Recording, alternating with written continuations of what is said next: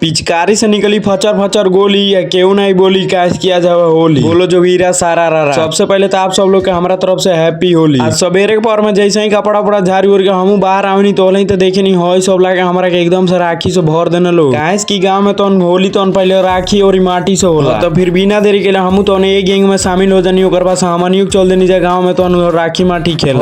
सवेरे के पहर में जे भी रास्ता में भेटात रहो उनकरा के बिना धोरा माटी झोकले तो छोड़त नहीं रहनी जा। फिर ऐसे ही तो पूरा गाँव में घूमले के बाद से तो हमू चले आनी घर फटाफट से नहाए कैश की धूरो माटी तो हो गइल बाटे। तो फिर बढ़िया से नहले धोइले के बाद से तो हमनियो के लगे नहीं जा पानी में आपस में होली खेले के बाद से हमनियो का नहीं जैसे ही गांव में तो देखे नहीं डीजे आइल बाटे। जब होली के दिन डीजे आइल बाटे तो कहां लइका माने वाला बाने। तो फिर बिना देरी के तो हमनियो को रंग लेकर डीजे के साथ चल देनी जा गांव में तो होली खेले। अब जब डीजे आइले बा तो बिना डांस के लिए तो मजा नहीं खे आवे वाला।